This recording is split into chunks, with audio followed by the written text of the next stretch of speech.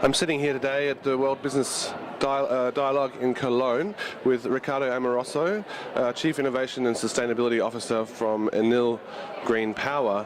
He's flown up from Rome this afternoon to participate in the Future of Energy Supply discussion panel this afternoon. So welcome to the dialogue. Maybe you could say a few words to introduce your company. Yeah, hello, good morning. ENEL Green Power is a major utility focusing on renewable energy. It's part of the ENEL Group, a company with a presence in more than 40 countries around the world. In particular, ENEL Green Power, the company fully dedicated to renewables, is an independent power producer with more than 36 gigawatts of renewable capacity around the world, from mature markets like Italy and Spain all the way to emerging markets like Latin America, Africa, and Asia. Okay, so we wanted to ask you what trends you think are going to shape the future of energy value chains. There are actually several of them.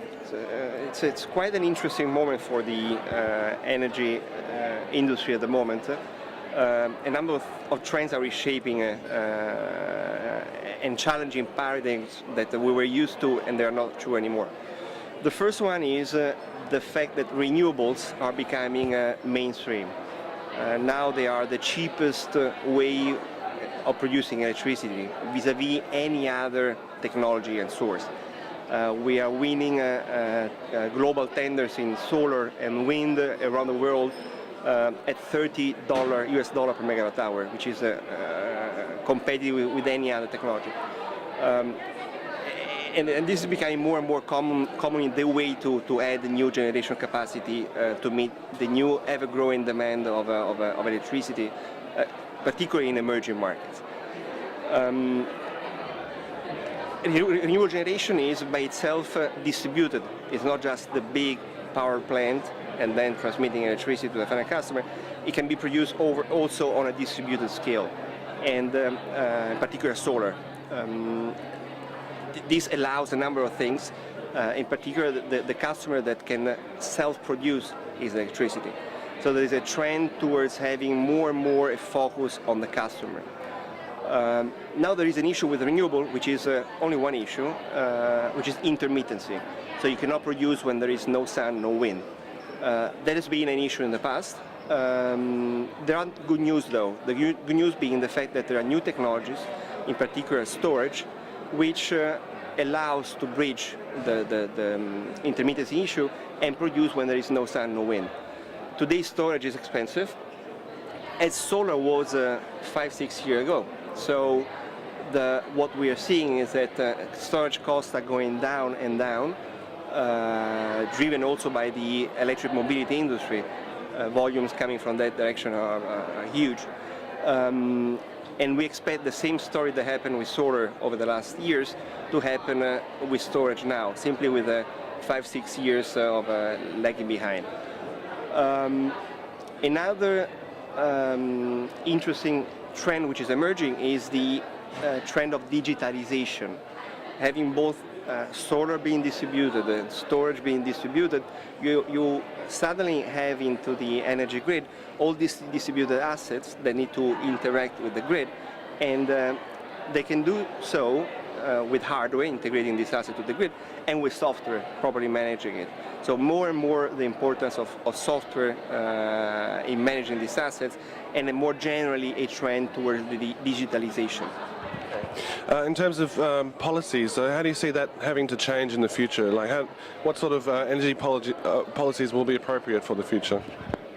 Yeah, the fact itself that people can self-produce electricity is reshaping also the way of how you charge for electricity, how you get paid for electricity. The fact that there's all this production at daytime and lack of production at nighttime, in particular in the evening, is also putting more and more value on the time of use of this power, on the fact that you are willing to have access to a certain amount of kilowatt.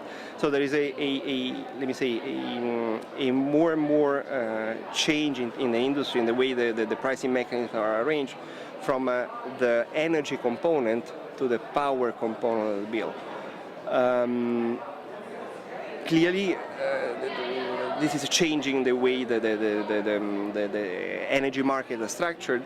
The regulator has to put in place rules to properly take into consideration these changes driven by technological innovation, renewable and distributed storage, and has to do so always with a free market approach in mind, allowing competition and players to properly adapt and compete in the market.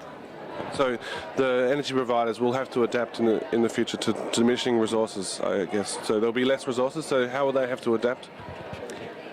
More than less resource, I mean, you may think that since the population is growing, the demand is growing, trend towards electrification of transportation, electrification of heating and cooling, all these things increase the energy demand, which is true. So you may also infer that there will be a lack of resource. The good news is that no, there is renewable energy coming into the place, and both wind and solar are luckily abundant. So what will be lacking is the whole infrastructure to make sure that you can properly manage solar and wind, and more generally speaking, renewable generation into the grid. With the specific component of solar being potentially produced at the final customer premises, putting more focus on the customer, and the players in the energy industry need to adapt to this change of focus into the customer. So more and more attention to the customer and customer-centric approach. And finally, last question, what sort of jobs do you see being most important in the next 5 to 10 years in the energy sector? That's a very interesting question for the place we are at here today. I mean, as said before, having this trend towards digitalization, all those skills that have to deal with digital will be more and more required. So both in terms of software development, but also more widely in terms of understanding what are the implications of the digital world. Another dimension I would say is also the system integration. So the technical skills to being able to system integrate all these components, this hardware, into the complex systems. Okay, well, thank you very much for being here, and have a good conference. Thank you.